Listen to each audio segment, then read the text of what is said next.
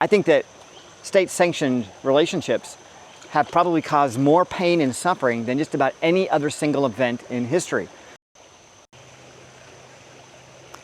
What most people don't realize is that red pill wisdom is not about demeaning women. It's about educating men. It's about creating a wisdom around the way we approach relationships. And women and those people who don't agree with red pill will do the same thing that has been done to wisdom and knowledge that went against the conventional norms since the beginning of time. First they'll criticize it, then they'll marginalize it, then they're going to demonize you until they finally are able to ostracize you from society. So that is their approach.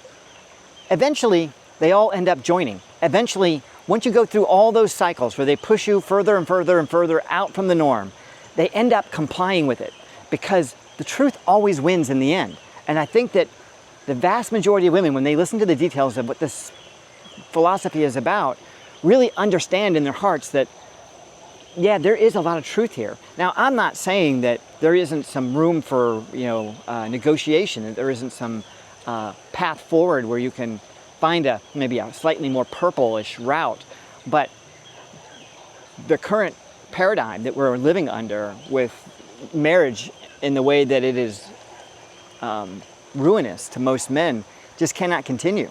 I think that state-sanctioned relationships have probably caused more pain and suffering than just about any other single event in history. I mean, you can talk about all the suffering from wars and all that stuff, but the suffering from state-sanctioned relationships has been going back for 4,000 years. That's a lot of guys that have suffered over the last 4,000 years. So, yeah, I think that the truth eventually has to win out. It just does. And so all those blue-pilled guys and those women, they're eventually going to see it your way. You don't need to fight with them in the comments. You don't need to try to convince them. Because like I said, fools won't heed it and wise men don't need it. So don't try to convince them. They'll learn it when they need to. And when they do, they'll be like, God, I wish I had known this earlier.